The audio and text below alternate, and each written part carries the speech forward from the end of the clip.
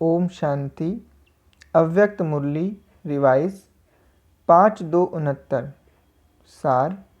मधुबन निवासियों के साथ बाप दादा की रूरिहान। आज विशेष यादगार भूमि जिसकी महिमा आज भी भक्त लोग कर रहे हैं, ऐसे महान भूमि व महान तीर्थ स्थान पर रहने वाले विशेष भाग्यशाली आत्माओं से मिलने आए हैं। जैसे भूमि समर्थ है, जिस भूमि में आने से अनेक आत्माओं का व्यर्थ समाप्त हो जाता है, सब समर्थ बन जाते हैं, अनेक प्रकार के अनुभवों का खजाना सहज प्राप्त कर लेते हैं। ऐसी भूमि जिस द्वारा जो वरदान चाहें वह वरदान याद और भूमि के आधार से सहज ही पा सकते हैं। तो ऐसी भूमि के निवासी स्वयं क्या होंगे? भक्त लोग इस दिव्य भूमि के व श्रेष्ठ स्थान के दर्शन के लिए अब तक भी तड़पते रहते हैं। ऐसी भूमि पर रहने वाले दर्शनीय मूर्त हैं। जैसा स्थान का महत्व है, ऐसे स्थिति भी रहती है व स्थिति से स्थान की महिमा ज़्यादा है। दूर रहने वाले सिर्फ मधुबन की स्मृति से ही समर्थ बन जाते हैं, तो मधुबन निवासी क्या होंगे? जैसा महत्व है ऐसे ही महान हैं। मधुबन स्थूल सूक्ष्म प्राप्तियों का भंडारा है, तो उसी अनुसार सभी अपनी स्पीड और स्टेज श्रेष्ठ समझते हो। मधुबन निवासियों को जो साधन है, संग है, भूमि के महत्व का सहयोग है, वायुमंडल का सहज साधन, उसी प्रमाण सिद्धि स्वरूप हो। वर्ष बीते या वर्ष भी बीत गया, नया वर्ष चालू हो गया, इसका भी मास पूरा हो गया। एक मास की रिजल्ट में भी अनुभव क्या रहा? चढ़ती कला का अनुभव रहा। हर कदम जमा करने वाला अर्थात समर्थ रहा। स्वयं के प्रति और सर्व के प्रति विघ्न विनाशक रहे। जबकि समय समीप आ रहा है, तो चारों ही सब्जेक्ट में मार्क्स चाहिए। जैसे सेवा के लिए सभी के मुख से एक ही आवाज़ निकलता है कि सेवाधारी बहुत अच्छे हैं, वैसे ही ज्ञान, योग और धारणा युक्त भी हों। जैसे टोटल वायुमंडल में स्वर्ग का अनुभव करते हैं, वैसे व्यक्तिगत भी स्वर्ग वाले अर्थात सर्व प्राप्ति स्वरूप अनुभव करें। चलते फिरते एक दो को फरिश्ता नजर आए। अच्छा, सेवाओं प्रति इशारा। इस वर्ष सभी वर्ग वालों को संपर्क में लाऊं। ऐसे संपर्क में हों जो अपनी अथॉरिटी से इशारा मिलते ही सब कार्य संपन्न कर दें। समय पर संपर्क करते हो, बाद में संपर्क हल्का हो जाता है, अभी संपर्क बढ़ाओ। जैसे शुरू में लक्ष्य रहता था कि हर एक का भाग्य जरूर बनाना है, वैसे अब लक्ष्य हो कि हर वर्ग की आत्माओं को संपर्क में लाकर विशेष सेवा के अर्थ निमित्त बनाकर सहयोग लें। अभी सभी स्थानों पर मध्यम क्वालिटी है, लेकिन आखिरी तो सब तक पहुंचना है। ऐसी विशेष आत्मा निकले जो एक द्वारा अनेकों को संदेश प्राप्त हो जाए, उमंग उत्साह पैदा हो जाए, तब तो क्यों लगेगी। इस वर्ष यह क्वालिटी की सर्विस होनी चाहिए। विश्व पिता का टाइटल है, तो विश्व में तो वैरायटी चाहिए ना। नास्तिक भी हों तो भी संपर्क में जरूर आए। नई विश्व की स्थापना के लिए सब प्रकार के बीज चाहिए, तब विश्व कल्याणकारी बन सकेंगे। धर्म राज्य के नेताएं भी इतना जरूर माने कि इन्हों का परिवर्तन और जो विधि है वह बहुत अच्छी है। धर्म नेताएं भी ऐसे अनुभव कर सहयोग में आएंगे। अच्छा, टीचर्स के साथ मुलाकात। सभी टीचर्स विशेष सेवाधारी अर्थात बाप को अपनी वाणी द्वारा और कर्म द्वारा प्रत्यक्ष करने वाली हो ना। प्रत्यक्ष करना ही विशेष सेवाधारियों का कर्तव्य है। अब तक जो किया वह यथाशक्ति नंबरवार पुरुषार्थ अनुसार बहुत अच्छा किया, लेकिन अब तक रिजल्ट में आत्माओं को यह अनुभव कि यह महान आत्माएं हैं, महान जीवन वाली हैं, यह अनुभव कोई कोई आत्माओं ने किया और वर्णन भी करते हैं। लेकिन अब बाकी क्या रहा?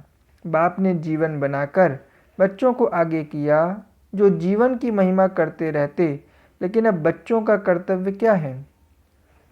जो बाप बैकबोन है, गुप्त रूप में पाठ बजा रहे हैं, बाप को प्रत्यक्ष करना है। सुनाने वालों को पहचानते हैं, लेकिन बनाने वाला अभी भी गुप्त है। तो अब बनाने वाले को प्रत्यक्ष करना अर्थात विजय का झंडा लहराना है। विशेष जिस समय स्टेज पर आते हो उस समय स्वयं भी बाप के स्नेह और प्राप्ति में लवलीन स्वरूप हो। जैसे लौकिक रीति से भी कोई किसके स्नेह में लवलीन होता है तो चेहरों से, नयनों से, वाणी से अनुभव होता है कि यह लवलीन है, आशिक है। ऐसे जब स्टेज पर आते हो तो जितना अपने अंदर बाप का स्नेह इमर्ज होगा उतना स्नेह का बाण औरों को भी स्नेह में घायल कर देगा। भाषण की लिंक सोचना, पॉइंट्स दोहराना यह स्वरूप नहीं हो, लेकिन स्नेह और प्राप्ति का संपन्न स्वरूप हो। अथॉरिटी हो, जिस चीज़ की अथॉरिटी होती है उसको सोचना नहीं पड़ता है, सोचा हुआ ही होता है। स्टेज पर आने से पहले मनन करके बुद्धि में पहले से ही टॉपिक का स्पष्टीकरण कर लेना चाहिए। उस समय इस टेंशन में नहीं रहना चाहिए। टॉपिक तैयार होगी तो टॉपिक की भी अथॉरिटी अनुभव नहीं होगी। पहले स्नेह और प्राप्ति स्वरूप हो। दूसरा, जब बोलना शुरू करते हो तो एक अंदर की अथॉरिटी और बोल में पहले दिल की आवाज़ से बाप की महिमा हो। जैसे दिन है शिवरात्रि का तो शिवरात्रि अर्थात बाप को प्रत्यक्ष करने का दिन। इसी को ही परमात्मा बॉम्ब कहा जाता। जो अंदर में समाया हुआ है वह लोगों को प्रत्यक्ष दिखाई दे, यह है बॉम्ब का फटना। जैसे बॉम्ब फटता है तो क्या करता है, सबको अग्नि में जला देता है। तो यह परमात्मा बॉम्ब अर्थात स्नेह का बॉम्ब, संबंध जोड़ने का बॉम्ब, दिल के आवाज़ से महिमा करने का बॉम्ब, लगन में मगन की आग में सभी को हिला दे। जब बॉम्ब फटता है तो सब हिल जाते हैं ना, तो सबकी बुद्धि को हिलावे। यह किसकी महिमा है, यह किसकी अथॉरिटी से बोल रहे हैं, यह क्या और किसका संदेश दे रहे हैं।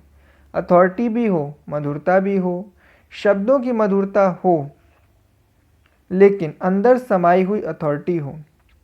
शब्द भी रहमदिल की भावना के हों, स्पष्ट भी करते रहें, लेकिन स्पष्ट करते हुए बाप की महिमा करते हुए संबंध भी जोड़ते जाएं। हम ये क्यों कहते, इससे क्या प्राप्ति होगी, हम लोगों का अनुभव क्या है, एक घड़ी की भी प्राप्ति क्या है। ऐसे बीच बीच में निजी अनुभव का आवाज़ लगे, सिर्फ भाषण नहीं लगे, लगन में मगन मूर्त अनुभव हो। यह नवीनता है। लोग कहते हैं लेकिन स्वरूप नहीं बनते। आपका बोल और स्वरूप दोनों साथ साथ हो, स्पष्ट भी हो, स्नेह भी हो, नम्रता भी हो, मधुरता भी और महानता भी हो, सत्यता भी हो, लेकिन स्वरूप की नम्रता भी हो। इसी रूप से बाप को प्रत्यक्ष करना है। निर्भय हो लेकिन बोल मर्यादा के अंदर हो। दोनों बातों का बैलेंस हो। जहाँ बैलेंस होता है वहाँ कमाल दिखाई देती है और वह शब्द कड़े नहीं मीठे लगते हैं। तो अथॉरिटी और नम्रता दोनों के बैलेंस की कमाल दिखाओ। इसको कहा जाता है बाप की प्रत्यक्षता का साधन। जैसे झूठे शास्त्रों के अथॉरिटी वाले भी कितनी अथॉरिटी से बोलते हैं, जो बिल्कुल असत्य बात उसको कैसे सिद्ध कर बताते हैं। न सिर्फ सिद्ध करते हैं लेकिन मनवाते भी हैं। सतवचन महाराज कहलवाते भी हैं। जब वह झूठ की अथॉरिटी वाले भी इतना प्रभाव डाल सकते, यह तो अनुभव के बोल हैं, प्राप्ति स्वरूप के बोल हैं। बाप से संबंध है, उनकी बातें हैं, तो क्यों नहीं कहलवाएंगे व मनवाएंगे। तो अब समझा क्या करना है, परिचय को पूरा स्पष्ट करना है। एक पॉइंट सुनाकर बाप की तरफ अटेंशन खिंचवाओ। सारी पॉइंट्स बोलकर बाप की महिमा के बोल करके बाप तरफ अटेंशन खिंचवाओ। बार बार पत्थर पर स्नेह का पानी डालते जाओ, तब यह पत्थर पानी होगा। और जितना हो सके साइलेंस का प्रभाव हो, रूपरेखा ही अलौकिक हो, सिंपल, स्वच्छ, रूहानियत या प्योरिटी के वाइब्रेशन हो। सुनने वाले जो सहयोगी ब्राह्मण आत्माएं होती, उन्हों में भी वायुमंडल को बनाने का संकल्प हो। जैसे अगरबत्ती वायुमंडल को परिवर्तन कर देती, ऐसे सब ब्राह्मण आत्माओं की वृत्ति, रहम की वृत्ति अगरबत्ती का काम करे, जो आने से उनको महसूस हो यह सभा कोई अलौकिक सभा है। अच्छा, स्नेह मिलन से स्नेह की झोली भरकर जाएंगे और फिर सबको स्नेह बांट देंगे। बाप का स्नेह ऐसा स्नेह स्वरूप हो जाएंगे जो सबको आपके चित्र चलन से बाप का स्नेह नजर आए। ऐसा मिलन मना रहे हो ना। स्नेह मिलन अर्थात दृढ़ संकल्प द्वारा स्वपरिवर्तन और सबके परिवर्तन के सहयोगी बनना, यह स्नेह मिलन की विशेषता। स्नेह मिलन अर्थात प्रैक्टिकल संस्कार मिलन। जैसे मिलन में हाथ मिलाते हैं ना, यह मिलन है संस्कार मिलन। अगर सबके संस्कार मिलकर बाप समान हो जाएं, एक ही सबके संस्कार हो जाएं, तो क्या होगा? एक राज्य एक धर्म वाली दुनिया आ जाएगी। यहाँ यह होना ही एक धर्म एक राज्य की दुनिया को लाने का आधार बनेगी। स्नेह मिलन अर्थात कंप्लेन खत्म और कंप्लीट होकर जाएं, उल्हने खत्म उल्लास में आ जाएं, यह स्नेह मिलन। विदेशी भाई बहनों से मुलाकात। बाप दादा सभी लवलीन रहने वाले बच्चों को देख हर्षित होते हैं। जो सदा लवलीन रहते उसकी निशानी क्या होती? लवलीन आत्मा को याद में रहने का पुरुषार्थ नहीं करना पड़ेगा, लेकिन स्वतः योगी होगा। सिवाय बाप और सेवा के कुछ दिखाई नहीं देगा। जब बुद्धि को एक ही ठिकाना मिल जाता तो बुद्धि का भटकना स्वतः ही बंद हो जाता। लवलीन आत्मा सर्व प्राप्तियों में रह औरों को प्राप्ति कराने में तत्पर होगी, इसलिए सदा माया जीत होगी। लवलीन रहने वाले हो या मेहनत करने वाले हो, विदेश में रहने वाली आत्माओं को विशेष विदेश की सेवा अर्थ योगी जीवन का अनुभव सेवा में सफलता मूर्त बना सकता है। जितना जितना अपनी स्टेज को पावरफुल बनाएंगे, पावरफुल अर्थात सर्व प्राप्ति के अनुभवी मूर्त, तब सफलता मूर्त होंगे। क्योंकि दिन प्रतिदिन वैरायटी प्रकार की इच्छा वाली आत्माएं आपके सामने आएंगी, तो सर्व इच्छाओं को पूर्ण करने वाले तब बन सकेंगे जब सर्व प्राप्ति के अनुभवी स्वरूप होंगे। आपको सभी ढूंढने आएंगे कि सुख शांति के मास्टर दाता कहाँ हैं। जब अपने पास सर्व शक्तियों का स्टॉक होगा तब तो सबको संतुष्ट कर सकेंगे। जैसे विदेश में रिवाज है, एक ही स्टोर में सब चीज़ें मिल जाती हैं, ऐसे आपको भी बनना है। ऐसे भी नहीं कि सहन शक्ति हो लेकिन सामना करने की शक्ति नहीं। सर्व शक्तियों का स्टॉक चाहिए, तब सफलता मूर्त बन सकेंगे। अभी विदेश में मनसा सेवा का वातावरण और भी पावरफुल बनाओ, क्योंकि वहाँ की वैरायटी आत्माएं वायुमंडल से प्रभावित होंगी। पहले वाइब्रेशन उन लोगों को खींचेगा, फिर नॉलेज सुन सकेंगे। मनसा सेवा करने के लिए सदा एकाग्रता का अभ्यास चाहिए। व्यर्थ समाप्त हो तब मनसा सेवा कर सकेंगे। मधुबन से मनसा पावरफुल सर्विस का अनुभव करके और वहाँ के लिए अभ्यासी बनकर जाओ। जो भी देखे वह अनुभव करे कि यह शक्तियों की खान आए हुए हैं। जो शक्तियाँ अनुभव में आ गईं तो अनुभव सदा काल जीवन का अंग होता है। ज़्यादा से ज़्यादा अनुभवों की खान बनकर जा रहे हो। जैसे बाप परफेक्ट है तो बच्चे भी बाप समान, कोई डिफेक्ट ना हो। अच्छा, सेवाधारी ग्रुप से। सेवाधारी अर्थात बाप समान, क्योंकि बाप भी सेवाधारी बनकर आते हैं। बाप का स्वरूप ही है विश्व सेवक। जैसे बाप विश्व सेवाधारी है, वैसे आप सब भी बाप समान विश्व सेवाधारी हो। शरीर द्वारा स्थूल सेवा करते हो, लेकिन मनसा द्वारा विश्व परिवर्तन की सेवा में तत्पर रहते। तन मन दोनों में सेवाधारी। एक ही समय पर दोनों की इकट्ठा ही सेवा करते हो। ऐसे नहीं तन की सेवा करते तो मन की नहीं कर सकते।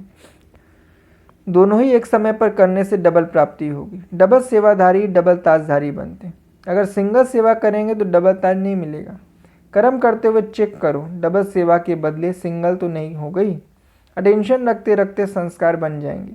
जो मनसा और कर्मणा दोनों सेवा साथ साथ करते हैं तो देखने वाले को अनुभव होगा कि यह कोई अलौकिक शक्ति है। लोग स्वतः ही आपके पीछे होंगे। इसी अभ्यास को आगे बढ़ाओ। इतना अभ्यास बढ़ाओ जो नेचुरल और निरंतर हो जाए।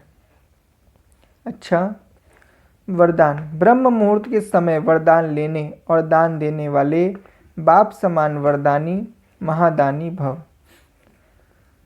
ब्रह्म मुहूर्त के समय विशेष ब्रह्मलोक निवासी बाप ज्ञान सूर्य की लाइट और माइट की किरणें बच्चों को वरदान रूप में देते हैं। साथ साथ ब्रह्मा बाप भाग्य विधाता के रूप में भाग्य रूपी अमृत बांटते हैं। सिर्फ बुद्धि रूपी कलश अमृत धारण करने योग्य हो, किसी भी प्रकार का विघ्न या रुकावट ना हो, तो सारे दिन के लिए श्रेष्ठ स्थिति व कर्म का मुहूर्त निकाल सकते हो। क्योंकि अमृत वेले का वातावरण ही वृत्ति को बदलने वाला होता है। इसलिए उस समय वरदान लेते हुए दान दो, अर्थात वरदानी और महादानी बनो। स्लोगन। क्रोधी का काम है क्रोध करना और आपका काम है स्नेह देना। अच्छा, ओम शांति।